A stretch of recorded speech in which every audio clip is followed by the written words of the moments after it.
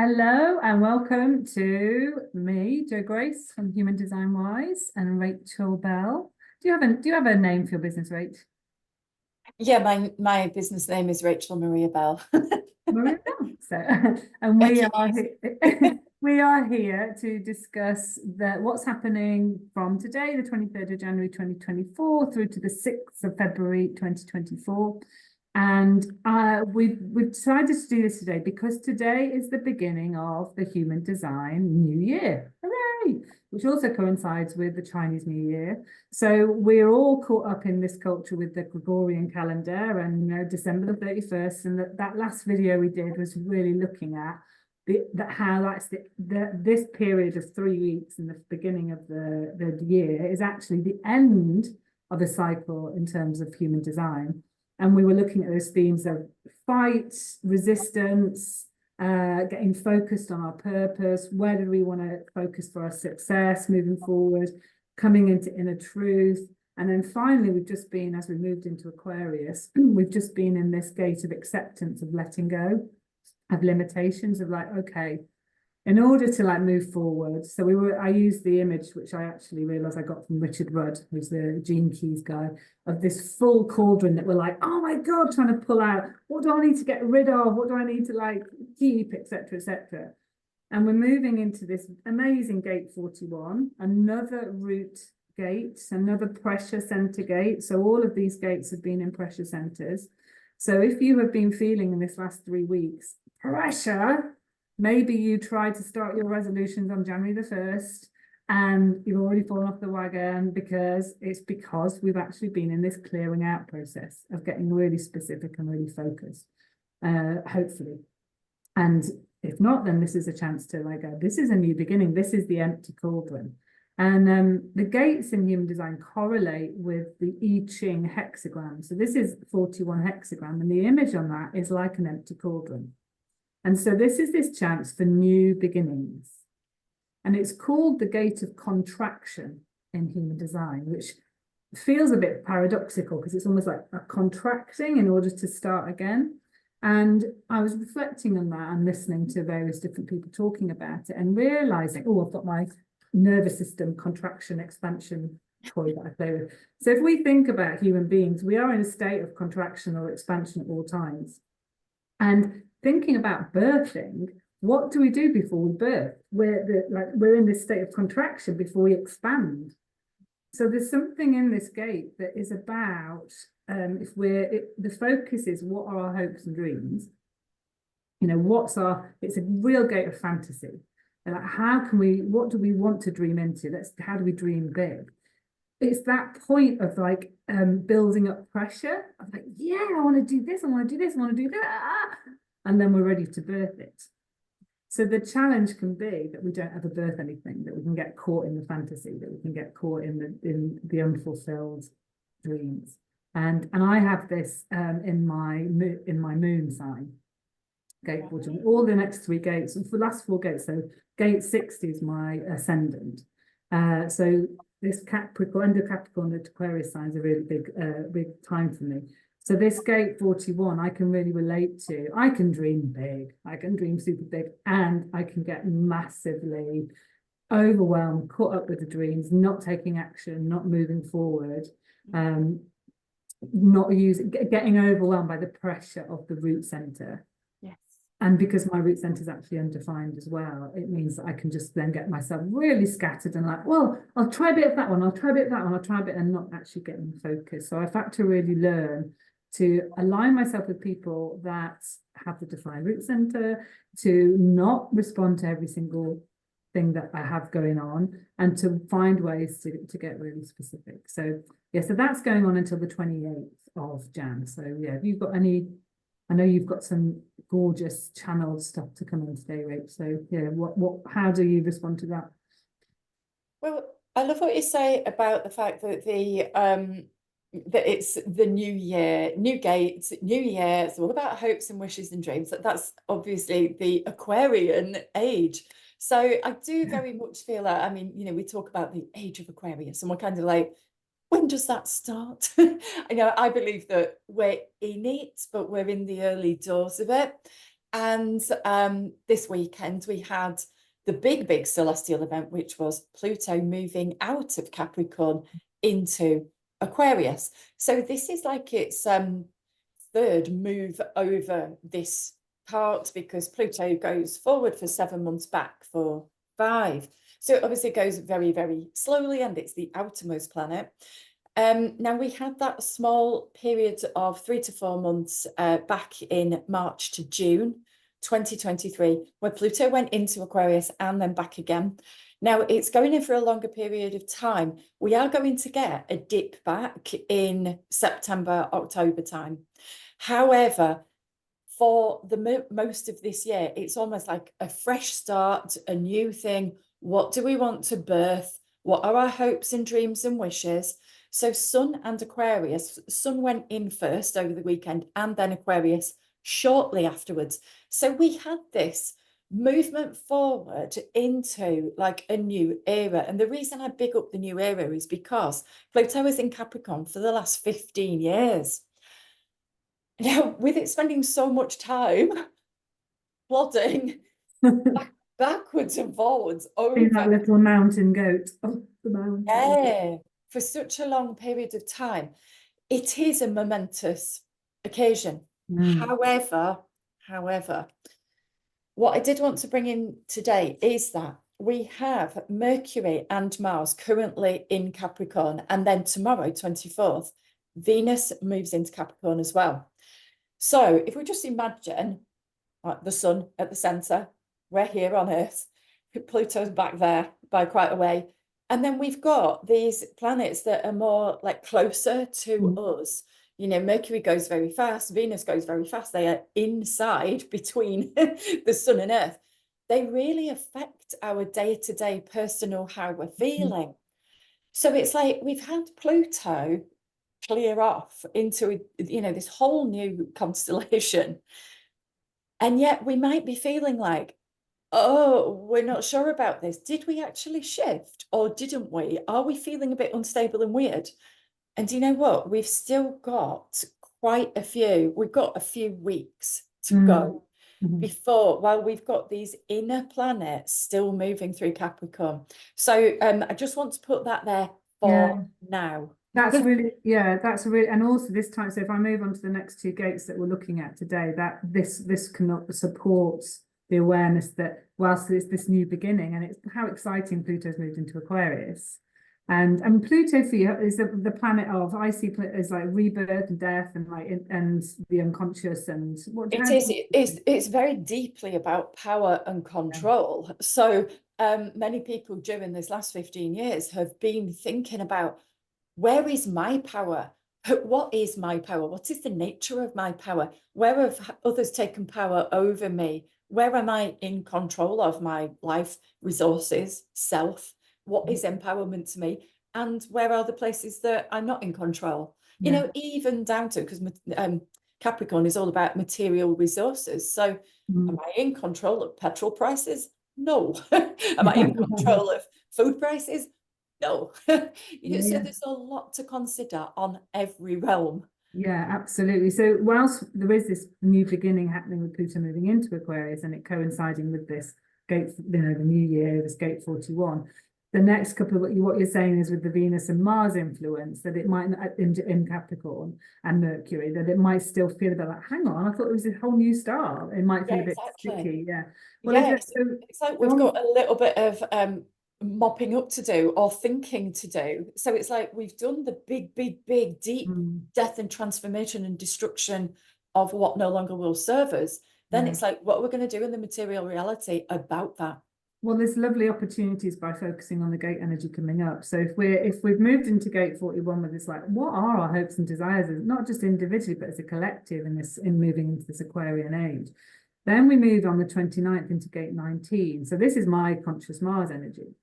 So and gate 19, another root pressure gate, and this is called the gate of wanting. And it's about deep sensitivity and attunement to basic survival needs.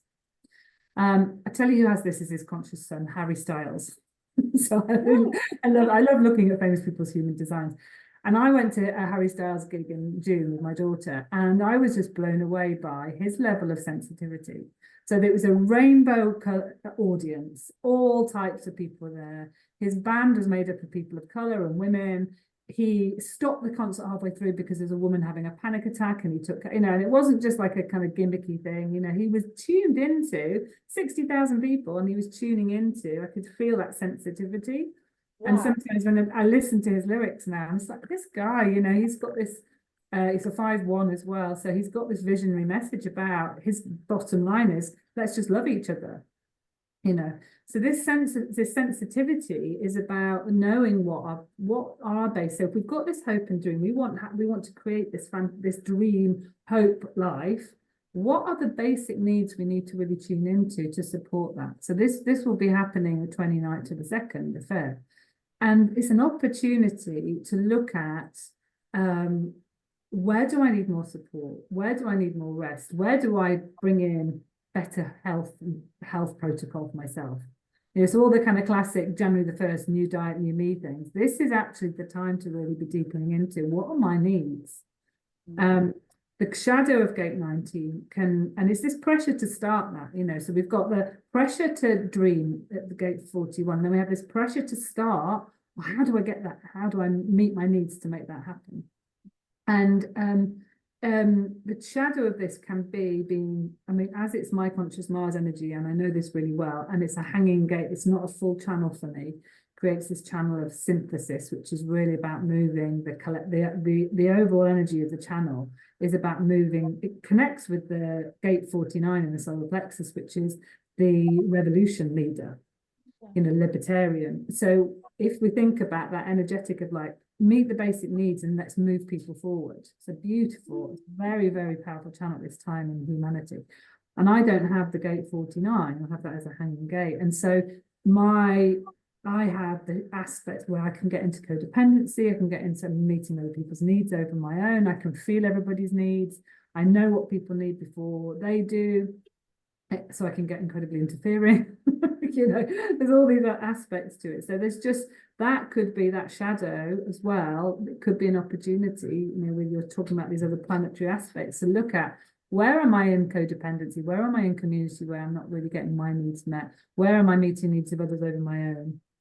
So there's that really ties in with the fact that South Node is in Libra for everyone at this time, and North Node is in Aries. So conversely, we need to be more Aries, be more individual, understand yourself more, focus on the strengths of self. And Libra is like, get rid of the codependency. Where do you do the people pleasing? And actually, why are you doing it? Who are you serving by doing that? Yeah. So it feels like there's a beautiful invitation at this time to really be going, before we move towards this collective hopes and dreams, let's really focus on becoming as healthy as possible, move towards more interdependence as opposed to codependency, move to more meeting your own basic needs at this point. And then on the 3rd of February, we move away from the pressure centers, we move into the G center, which is part of the heart center, the heart chakra in human design. And it's all about sense of self and direction. So all of a sudden, we're moving away from this pressure from the outside and pressure, as I was saying in the last video, isn't always, we need pressure to help make change.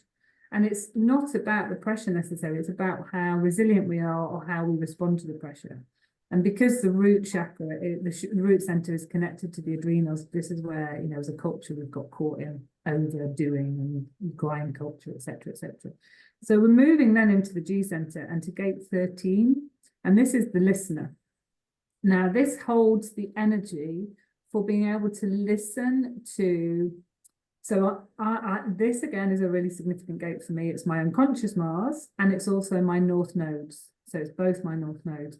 So this is, me being a psychotherapist is no coincidence. Becoming the deep listener. Having this capacity to listen to people's secrets with an energy of forgiveness. That's from the work of Christy Ingo, just to name her, because I know that directly came from her. And when I was exploring this first, I was just like, wow, of course, I had to become a psychotherapist so I could really boundary when I listen to people's secrets, because the shadow of this is just like taking in everybody's and then becoming resentful. So if we turn this in onto a personal perspective, we've gone from this hopes and dreams, moving into like meeting our needs, and now to the next level. In order to facilitate this, how do we listen to our innermost challenges, shadows, secrets with this energy of forgiveness and compassion to release whatever is blocking us stepping towards our dreams? So that's how it's coming in for me. This sort of process over the next sort of 2 and a bit weeks is very much, yeah, dream big, then look at what you need to put in place to make that happen, and who you need to let go of, and what you need to let go of, and then listen to or find the support, the right person that will listen to you. So that those dark shadow aspects, those secrets that you have shame around, that have probably the stuff that's still in your system from early years misattunement, early year experiences that we've internalized and think we are. And this is what shame is. Shame is when we think we are bad, wrong, not enough, etc., etc. It's an internalized sense of an environment that wasn't healthy for us. Yeah. And this is the process of working with psychotherapists and coaches, etc., healers, to allow that to come out so that you can be seen and nurtured and acknowledged for the beautiful human you are, and allowing that to move through you. So this is the finding the good listener externally and internally as well. So that's very much what's happening in the next, from today through till the 6th of February. Wow. So it feels like on a collective level, it feels very associated with the Aquarian vibration. And as we're moving through to that sort of 6th Feb area, that's when we start to go, okay, we understand what the sun is doing. It's like we all start operating from the sun, our own solar plexus in the vibration of Aquarius. So we will be asking ourselves, what are the needs of the collective? How can I find my tribe?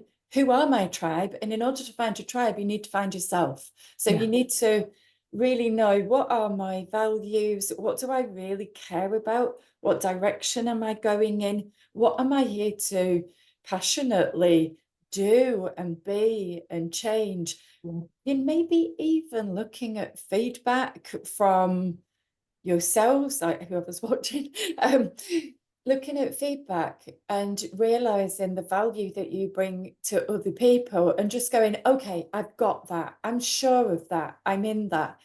And then how does that translate to what are the needs of the group and of the collective? Because when I see, I'm just seeing now, if we see things in groups of circles, we can all be working towards, just imagine like a circle of 20 women, and there's another 20 women over there, and there's another 20 women, and there might be a group of 20 men, and there might be a group where there's 10 women and 10 men, and there's just a whole big melting pot of these different circles and groups, and we might all be working ultimately towards the same kind of thing, but the people in those groups will have something that binds them and characterizes them. It might take a little while to realize what that thing is, but the more that we speak our real truth, we share our values, we call out, magnetically we're just attracting our vibe and tribe anyway. Yeah, absolutely. And it's this clearing out in order to step into who we truly are. And just, that is not an easy process to do.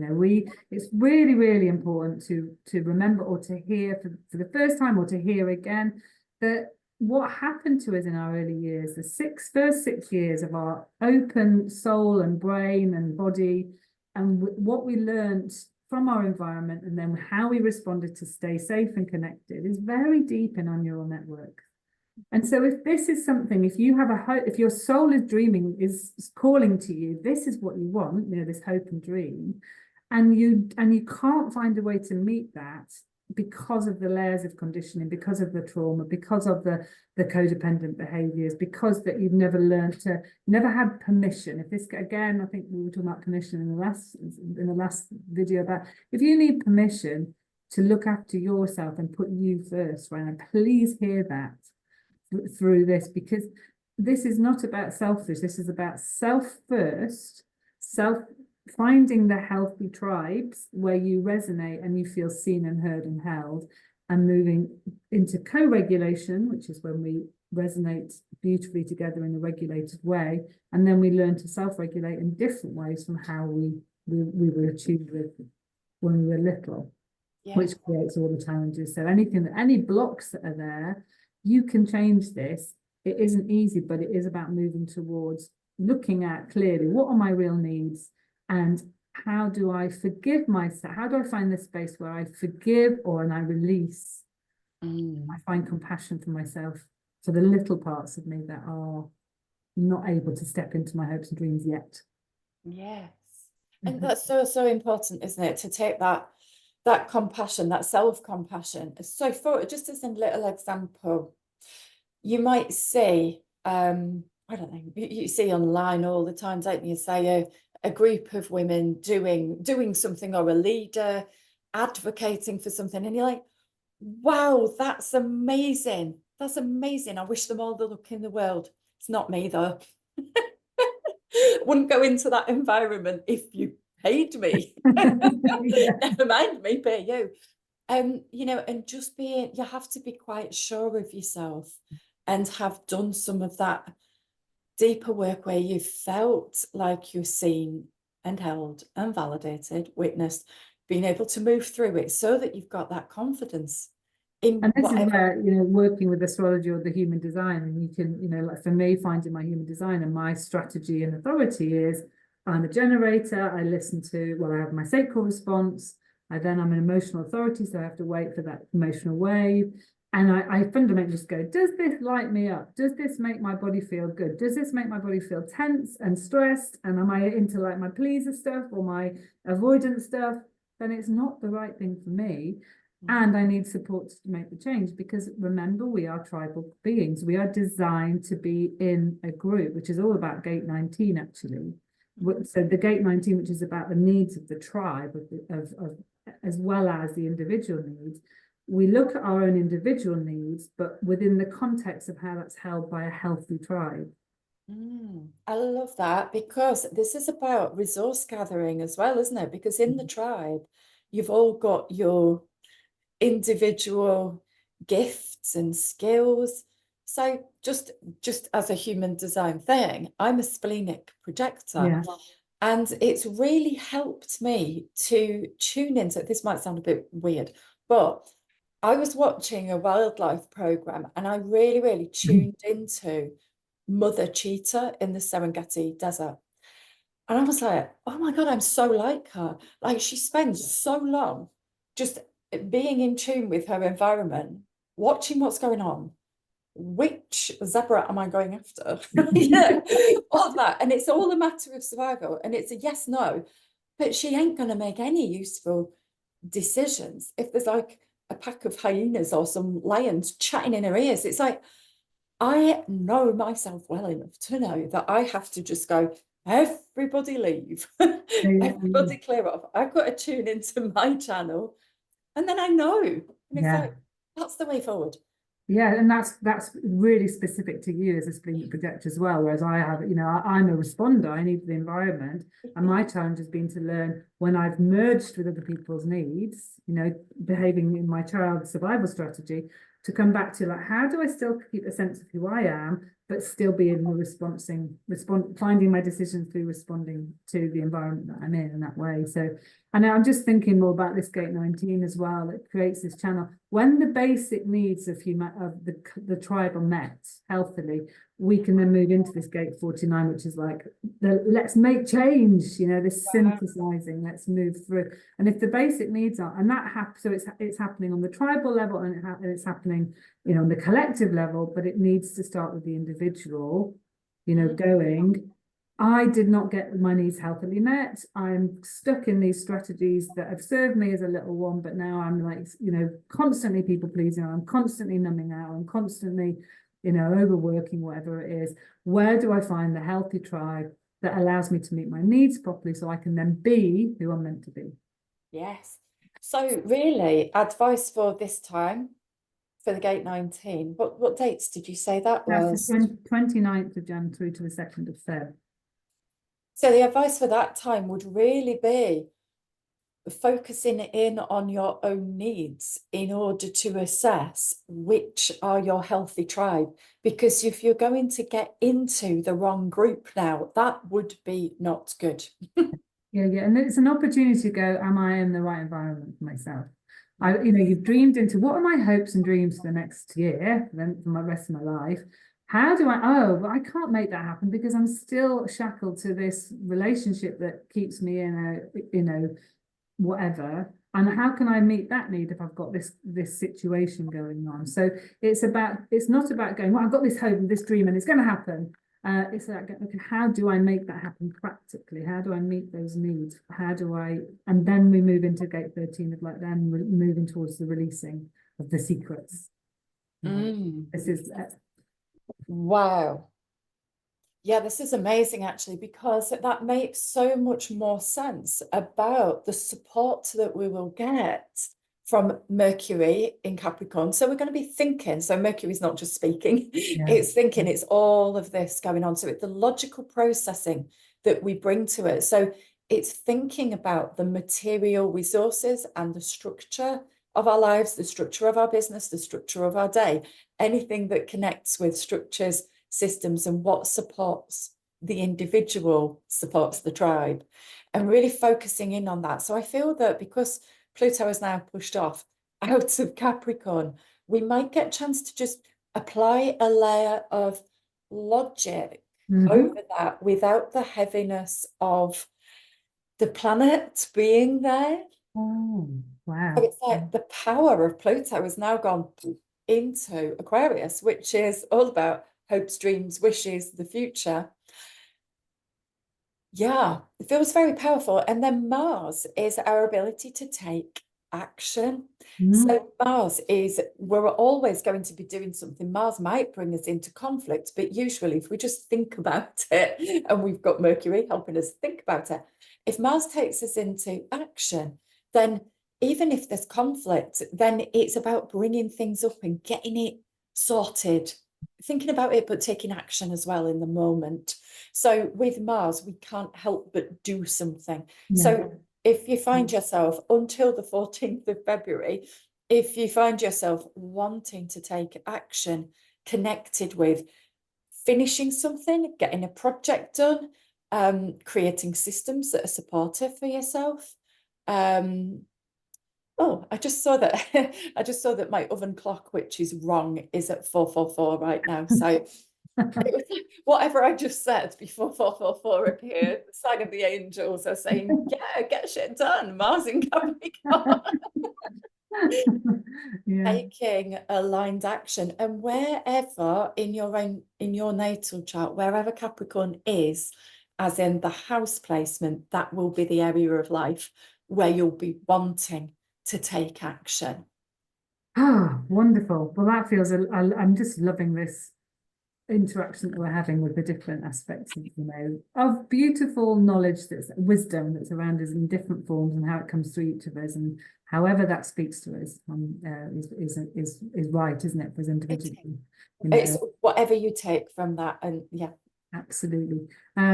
Beautiful. So yeah, dream big, dream into your new beginnings. Don't get lost in the fantasy, and look at what you need healthily. What system? I think the Mars energy is brilliant, isn't it, for doing all that whole kind of practical sort of side of stuff as well. And then we're moving towards. So we're going to talk again on the 6th of February. We'll be in the gate 13. We'll be in the listener at that point. And yeah, we'll see what we have ahead of us from there. So great to see you, Rach. Thank you so much for your wisdom. And thanks for watching, whoever made it to the end. Okay. Bye.